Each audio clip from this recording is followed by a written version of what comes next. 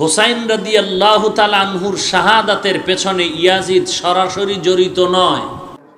ইয়াজিদকে রাদিয়াল্লাহ বলা যাবে কি? জি, যাবে।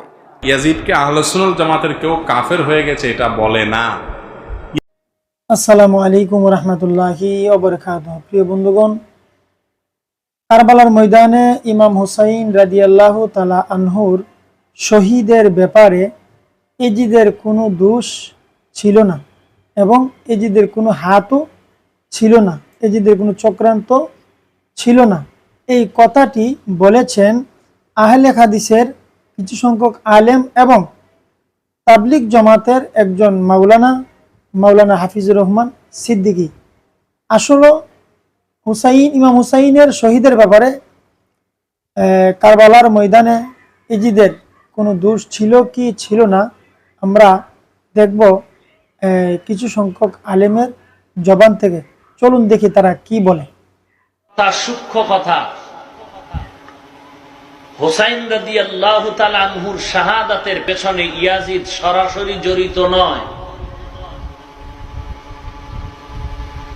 কিন্তু হাসান রাদিয়াল্লাহু তাআলা আনহুর শাহাদাতের ক্ষেত্রে ইয়াজিদের অনেকটা জড়িত থাকার ঘ্রাণ পাওয়া যায়। ইয়াজিদকে নিয়ে আমরা আলেমদের থেকে শুনেছি সে নাকি কাফের হয়ে গেছে। কোনটা সঠিক জানলো প্রকৃত হব না ভাই। ইয়াজিদকে আহলে সুন্নাত জামাতের কেউ কাফের হয়ে গেছে এটা বলে না। ইয়াজিদের অনেক ত্রুটি আছে, অনেক বিচ্যুতি আছে, ন্যায়পরায়ণ শাসকের গুণাবলীর অনুপস্থিতি আছে এবং নবী করিম সাল্লাল্লাহু আলাইহি সাল্লামের প্রিয় কলিজার টুকরা দৌহিত্র হোসেন রাদিয়াল্লাহু তাআলা হত্যাকারীদের ব্যাপারে তার তেমন কোনো ভূমিকা, তাদের শাস্তির জন্য তেমন কোনো ভূমিকা দেখা যায় না, জানা যায় না। এসব কারণে তার ফাসেক হওয়ার ব্যাপার কথা ওলামা একরাম বলেন, কিন্তু কাফের হওয়া বহুত কঠিন একটা বিষয়, এত সহজ না। তবে হ্যাঁ, সে নবী সাল্লাল্লাহু আলাইহি সাল্লামের কলিজার টুকরাকে হত্যা করে সে হত্যা করেছে, দুঃখিত, এটা তো আর চূড়ান্ত না, তার লোকজন হত্যা করেছে, সেজন্য তার লোকজন আমাদের কাছে ঘৃণিত, এতে কোনো সন্দেহ নাই। আসসালামু আলাইকুম শায়েখ, আমার প্রশ্ন হলো ইয়াজিদকে রাদিয়াল্লাহ বলা যাবে কি? জি, যাবে। ইয়াজিদকে আমি যেটা মনে করছি, আপনি যেটা মনে করেছেন সেটা নয়। ইয়াজিদ হুসাইনকে হত্যা করেননি, হত্যা করেছে ওবায়দুল্লাহ বিন জিয়াদ আদেশ না পেয়ে। নাই রে এই বব সংসারে তাকিলে কি আর কান্দি আমি কারবালার ময়দানে আমার। ও বন্ধু, হুসাইনকে যখন গলার ভিতরে ছুরি চালাইয়া দিবা, একটা চেহারা হুসাইনের চোখের মধ্যে বারবার বাইসা উঠে। আলী আকবর নাই, আলী আসগর নাই, কাসেম নাই, হুরে নাই, এমন ভাবে অনেকগুলা মানুষ শহীদ হইয়া গেল। নবীর আউলাদ একজন মাত্র বাকি আছে, তার চেহারাটা চোখের মধ্যে বারবার বাইসা উঠে। আর তিনি গুনগুন করে চোখটা দেখা চেহারা দেখা একটা সুর উঠে গেছে কবির বাসায়, মই রোনা রে জয়নাল, তুমি জয়নাল মই রোনা, হায় রে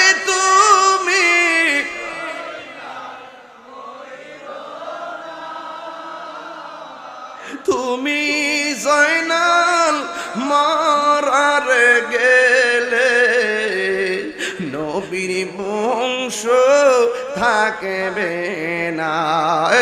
হাসান শহীদ জোহরেতে, হুসেন শহীদ হায়রে হুসেন,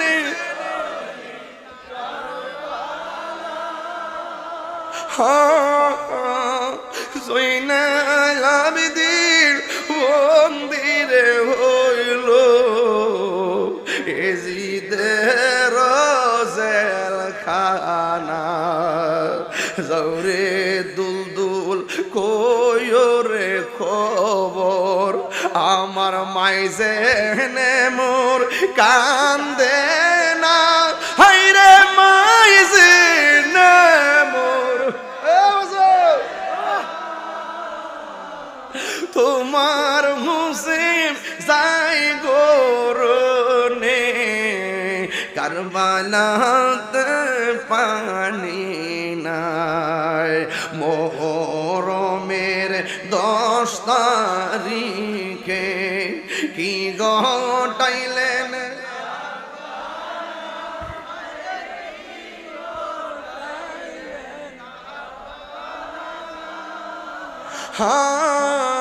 খুলি জামর ফাটিয়া যাই গো, বলিতে তার ঘটনা, আকাশে কান্দে বাতাসে কান্দে, কান্দে দরিয়ার পানি,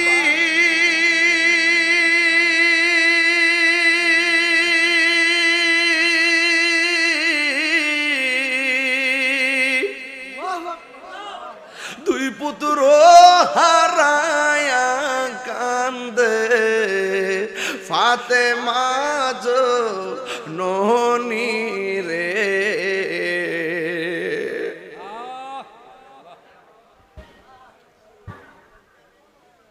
হায়রে আমার সোনার চন্দ্রমণি। উম্মে সালমা বলে আমি স্বপ্নে দেখেছি আমার নবী আমার ঘরের কাছে এমন ভাবে আয়েশা দাঁড়াইছে, আমার নবী আয়েশা কই উম্মে সালমা তোমার কাছে বোতল দিয়া গেছিলাম, একটু দেখো না বোতলের মাটিগুলার রং কেমন হইছে। উম্মে সালমা বলে নবী গো আমি বোতলের মাটির খবর নিমু পরে, আগে বলেন না দাড়ি মুবারকে কেন ভালো দেখা যায়, আপনার শরীর মুবারকে কেন ভালো দেখা যায়, আপনার এমন চুল মুবারকে কেন ভালো দেখা যায়। আমার নবী আপনার নবী বলে উম্মে সালমা আমার হুসাইন রে যখন কারবালার জমিনে গলার ভিতরে ছুরিটা লাগাইয়া দিল, আর আমার নাতি যখন মদিনার দিকে তাকাইয়া আমার নানা গো কইয়া ডাকটা মারছে, আমি আর মদিনায় থাকতে পারি নাই।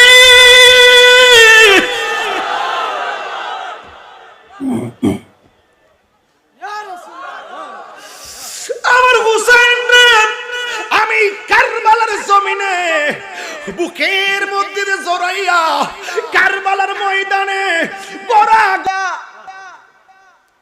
বললাম গায়ে গায়ে যদি বাবার সামনে আসি, বাবার তো ভালো লাগে না, ভালো লাগে না।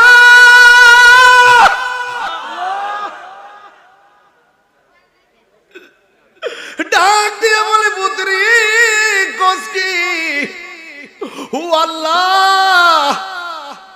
শুধুমাত্র আমার ধৈর্য ধারণ করার ক্ষমতা দাও। এবার আলী আকবর ডাক দিয়ে বলে বাবা ছিদ্র করছে আমি কোনো দুঃখ করি না। এ যুবক খুব মনোযোগ, হুসাইন দেখতেছে কিন্তু সাবধান। ডাক দিয়া বলে বাবা আমি আবার কারবালার ময়দানে যাওয়া লাগবে, আমি যাওয়ার আগে আপনার কাছে একটা জিনিস চাইবো, মেহেরবানি করে আপনি আমার দিয়া দিবেন। হুসাইন রাদিয়াল্লাহু তাআলা আনহু ডাক দিয়া বলে পুত্রী ও বাবা তুমি আবার আমার কাছে কি চাইবা? এবার ডাক দিয়া বলে বাবা আমি যুদ্ধের ময়দানে যুদ্ধ করতে করতে আমি আর গলাটা শুকায়া গেছে গো, আমার তৃষ্ণায় আমি কাতর হয়ে গেলাম, যদি পারেন তাইলে আমার কণ্ঠের মধ্যে একটু পানি। প্রিয় বন্ধুগণ, এই কারবালার ইতিহাস, কারবালার করুণ কাহিনী যারা শুনে তারা চোখের পানি ধরে রাখতে পারে না, তারা শোনার সাথে সাথে এজিদকে ঘৃণা করে, কারণ এজিদ সম্পূর্ণ দায়ী ছিলেন সেই কারবালার মর্মান্তিক এই ঘটনাতে। যাই হোক বন্ধুরা, ঈমান তাজা রাখবেন এবং নবীজির মহব্বত রাখবেন এ বলে বিদায় নিচ্ছি। আসসালামু আলাইকুম ওয়া রাহমাতুল্লাহি ওয়া বারাকাতুহু।